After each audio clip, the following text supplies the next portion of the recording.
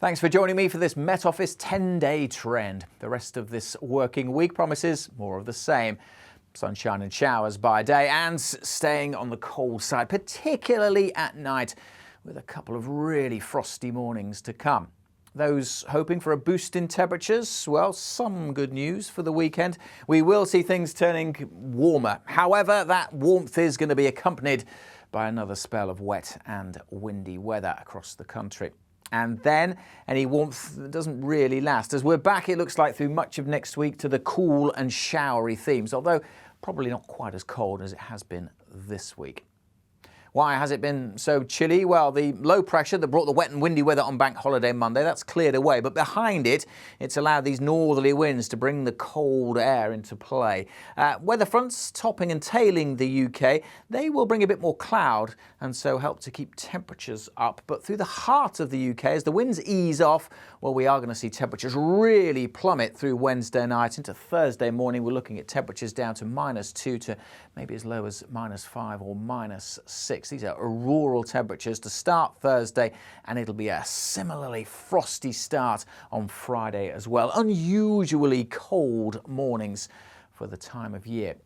So a couple of chilly mornings followed by sunshine and showers. Why is it so chilly at the moment?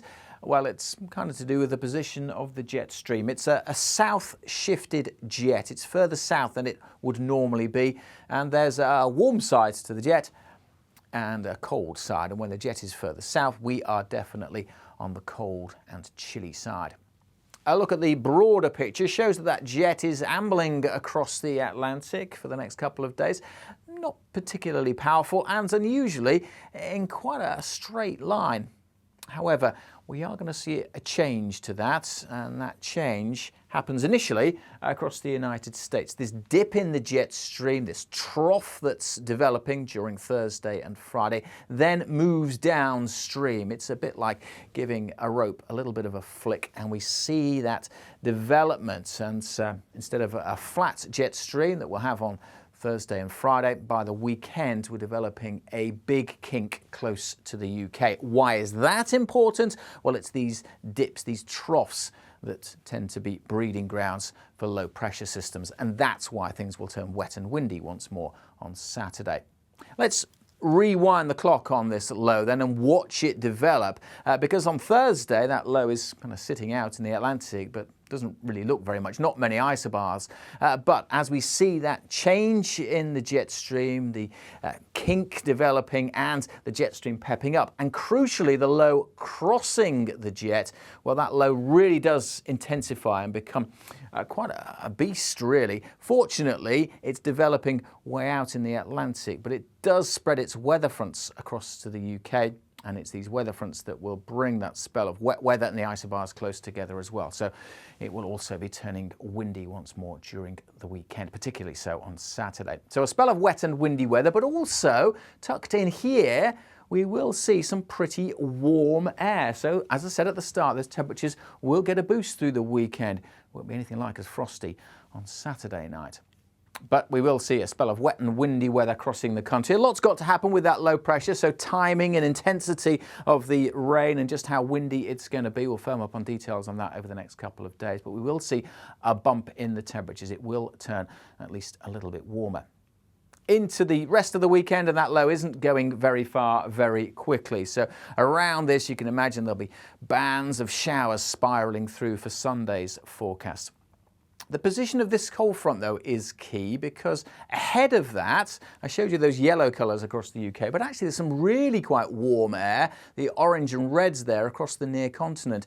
And it wouldn't take much for this cold front to be a little further back, that some of that warmth could really get tapped into across the southeast and East Anglia. So that's something we're keeping a close eye on. It could get really quite warm. Certainly we're looking at temperatures in the mid to high teens, and certainly a lot warmer than it is at the moment on Sunday, but we could top 20 degrees possibly across the southeast if that warmer air is just a little bit closer in. Notice, however, it's far from that warm across the far north of Scotland, close to the low pressure system. Frequent showers in here, and this weather front sitting around that could actually bring some pretty wet weather across the far northwest through Saturday and then continue into Sunday and Monday. So we need to keep an eye on rainfall totals here. What about beyond that into the new week? Well, we've seen a complete shift by now. The jet stream now is driving right to the south, and we've got that big trough, that big bend sitting to the south. And so there's nothing to really shift this area of low pressure. So the main themes for the first half of next week, it looks like that low pressure is just going to sit around, and that will bring further showers across the UK. And that's borne out by this pressure trend chart. Blue is low pressure. There's a lot of blue, certainly for the next several days. The dates going forward there along the top and down the y-axis here, that's previous computer model runs. And you can see the latest run keeps the low pressure nearby until, well, at least the middle of next week. Now, a couple of days ago, there were hints of a bit of red creeping in there, perhaps suggesting we were expecting high pressure to maybe start to influence itself. But you can see that's been pushed right back on the latest run. So it looks like that low pressure will dominate for much of next week, keeping things, well, showery at best. What is likely to happen is the low, instead of sitting right across the UK, it could start to shift a little closer, a little more into the continent, and that will, well, basically bring us back to square one with a northerly flow across the UK, so temperatures could drop off through the middle of next week. These numbers are the temperatures compared to average, so dropping back below average once more, hence that return to cool and showery weather next week.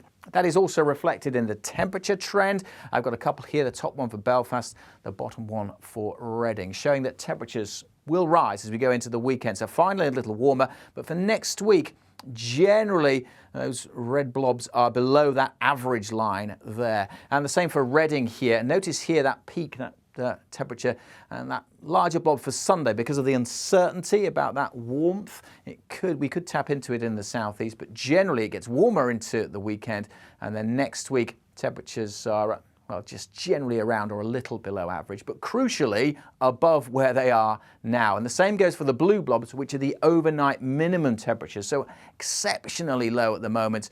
And those temperatures by night will start to rise, albeit with those larger blobs next week, suggesting greater uncertainty, as you'd expect, going 7-8 days ahead. But a trend there that it gets warmer through the weekend and then back closer to average for next week. So next week looking like a mixture of sunshine and showers, broadly speaking, and staying on the cool side, but not as cold, so not as frosty as the next couple of nights will be.